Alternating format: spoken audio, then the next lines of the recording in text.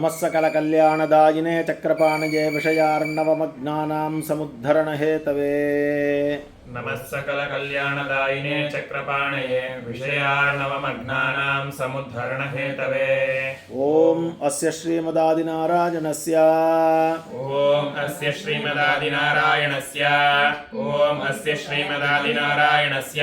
परमपुरुषस्य अचिन्त्यापरिमितशक्त्या ह्रियमाणस्य महाजलौघमध्ये परिभ्रमताम् अनेककोटिब्रह्माण्डानाम् एकतमे अव्यक्तप्रकृति महदहंकार पृथिव्यप्तेजो वायुवाकाशाद्यावरणैः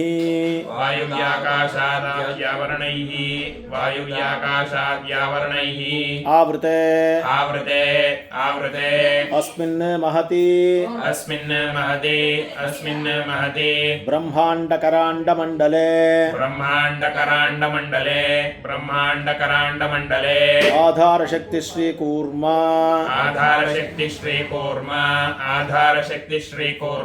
वराह अनंता अष्टदिग्गजोपरि प्रतिष्ठितस्य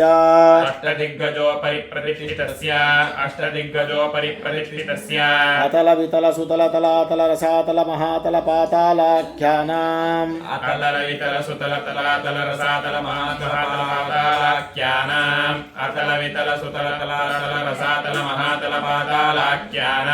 उपरितले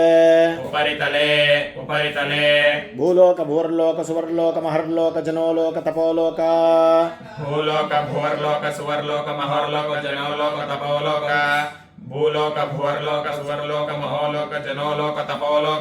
सत्यलोकाख्यानाम्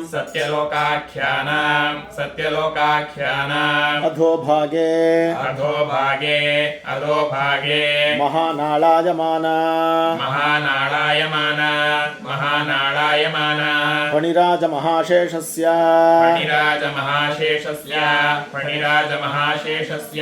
ऐरावत पुण्डरीकवामन कुमुदाञ्जना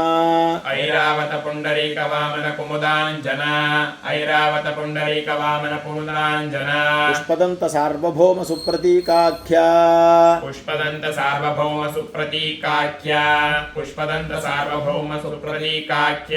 अष्टदिग्गजा शुण्डादण्डोत्तम्भिते अमरावत्यं भवति सिद्धवती गान्धर्ववती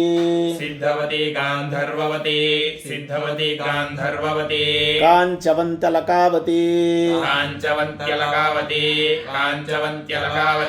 यशोवती इत्यादि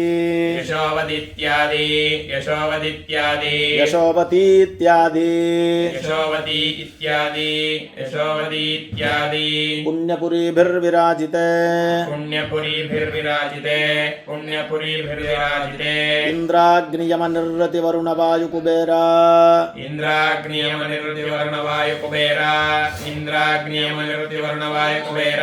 ईशानाद्यष्टदिक्पालपालिते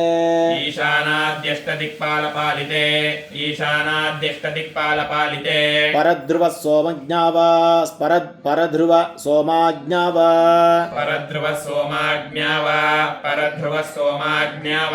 प्रभंजन प्रत्यूषा प्रख्याष्टवसु विराजिते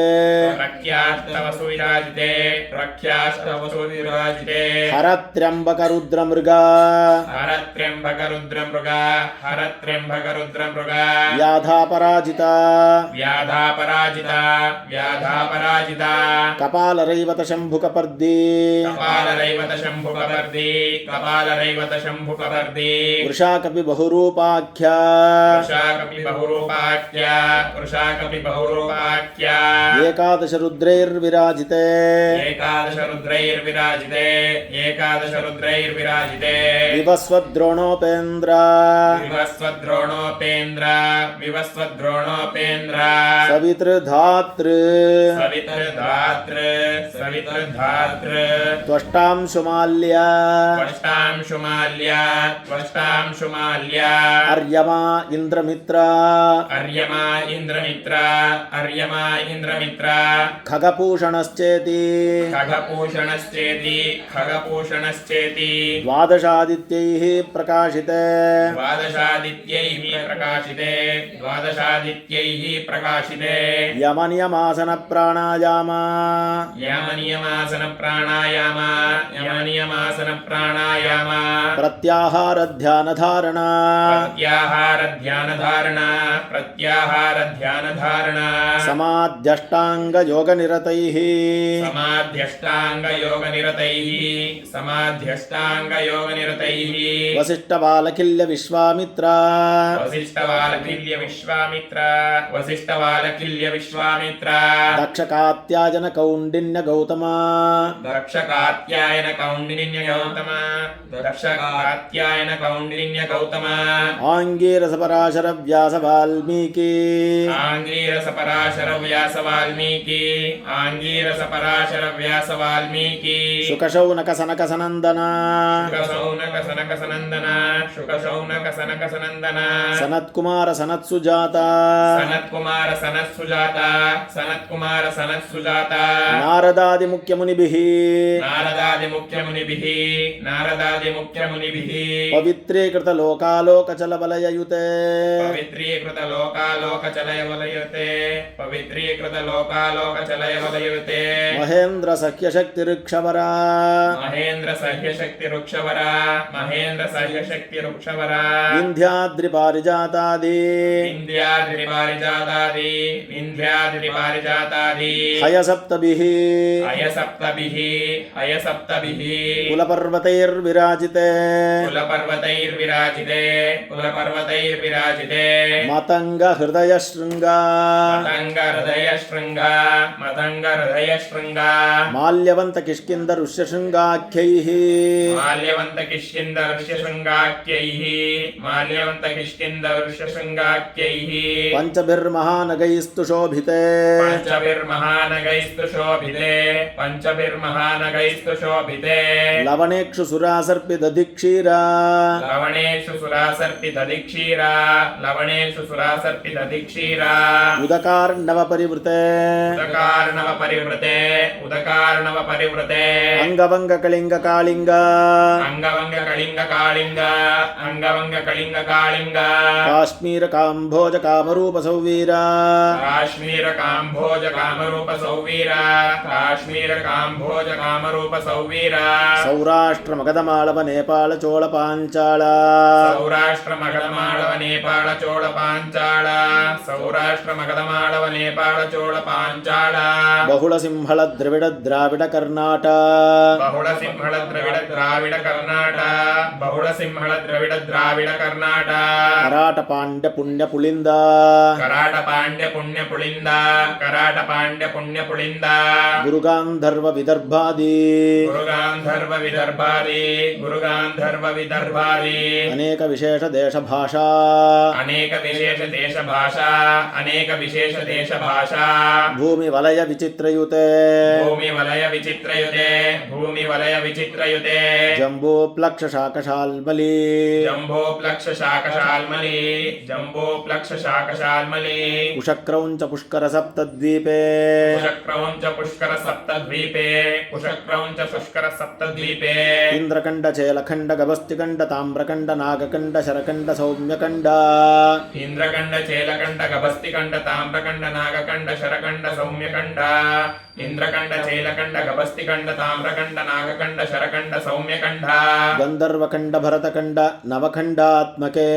गंधर्वकंड भरतकंड नवकंडात्मके गंधर्वकंड भरतकंड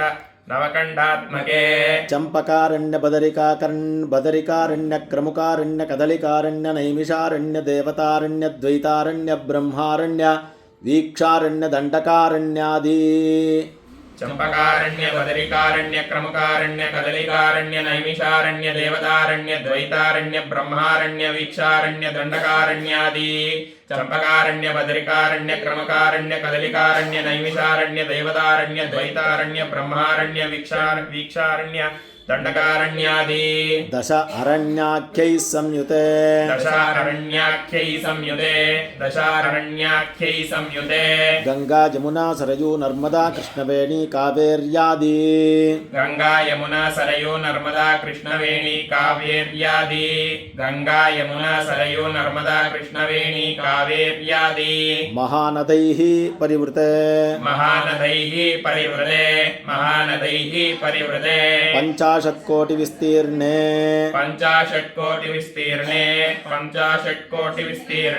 अस्मिन् भूमण्डले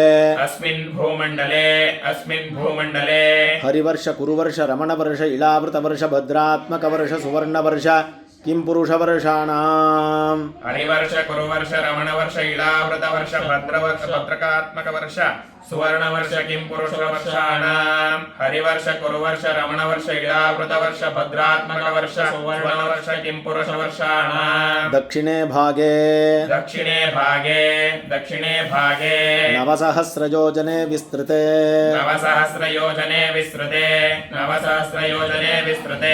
मलयशस्ति मधोत्कुला पर्वतयोरुदग्भागे श्रीशैलस्य प्राक् देशे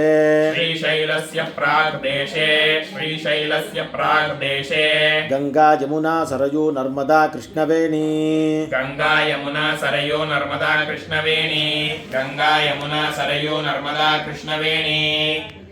कावेर्योर्मध्यदेशे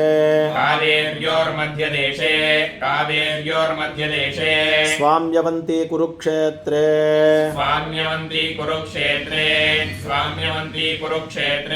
समभूर्मध्यमरेखायां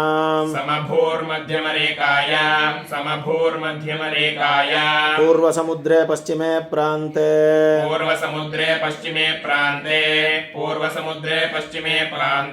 दण्डकारण्ये प्रजापति क्षेत्रे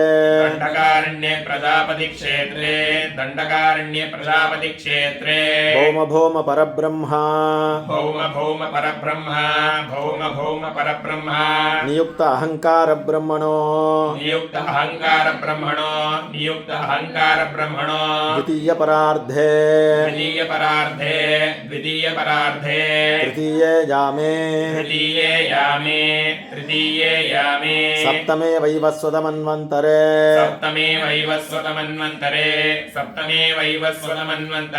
सप्तयुगानिगकान्यष्टाविंशतितमो मासि भ्रामिते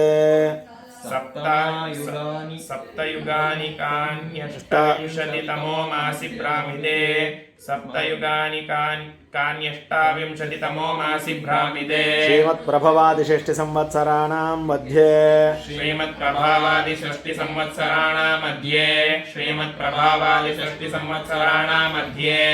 पराभवनाम संवत्सरे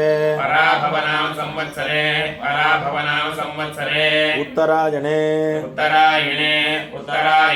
ग्रीष्म ऋतौ निजज्येष्ठमासे कृष्णपक्षे दशम्यां शुभतिथौ भरणी नक्षत्रयुक्तायां शुक्रवासरयुक्तायां अस्मिन् शुभदिने एवं गुणविशेषण विशिष्टायां एवं गुणविशेषेण विशिष्टाय एवं गुणविशेषेण विशिष्टाय एवं गुणविशेषण विशिष्टाय एवं गुणविशेषेण विशिष्टाय एवं गुणविशेषेण विशिष्टाय अस्यां शुभतिथौ अस्यां शुभतिथौ गंगाबालुकादि सप्तर्षिमण्डलपर्यन्तम् गंगावालुकादि कृतराशेर्वर्षसहस्रावसाने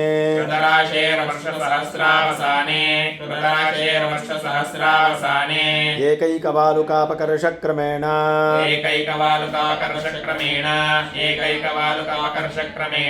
सर्वराश्यपकर्षसंहितकाले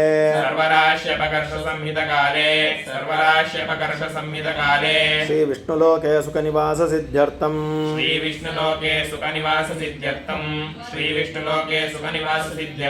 तिलैः सूर्यमण्डलपर्यन्तम् कृतराशेर्वर्षसहस्रावसाने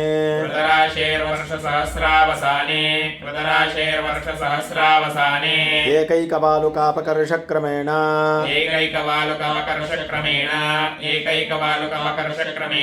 सर्वराश्यपकर्षसंहितकाले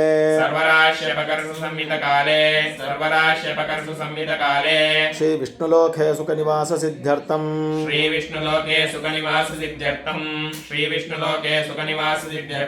यवैश्चन्द्रमण्डलपर्यन्तम् कृतराशेर्वर्षसहस्रावसाने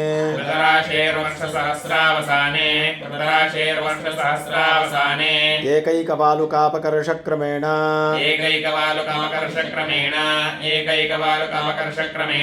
सर्वराश्यपकर्षसंहितकाले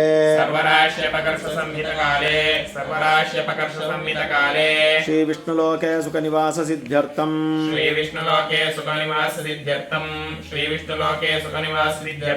माशैर्ध्रुवमण्डलपर्यन्तम् शतकव्यूतिमानेन कृतलोम्नां वर्षसहस्रावसाने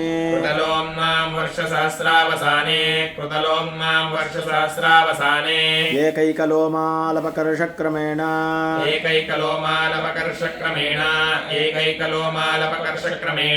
सर्वराश्यपकर्षसंहितक्रमेण सर्वराश्यपकर्षसंहितकाले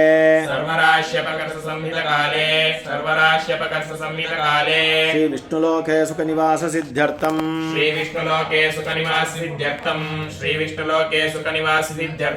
अष्टोत्तरशतसंहितासारा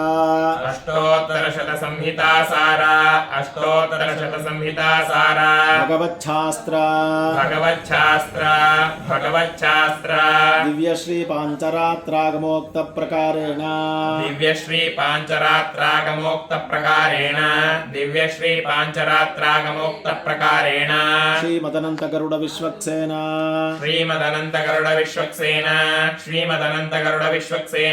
नित्यमुक्तपराङ्कुशपरकाल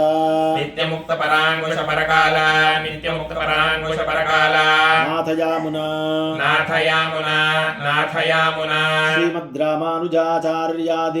श्रीमद्रामानुजाचार्यादि पूर्वाचार्यैः सह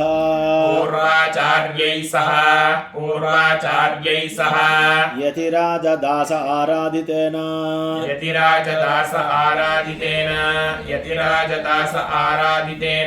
अष्टाभुज विजयलक्ष्मीदेव्याः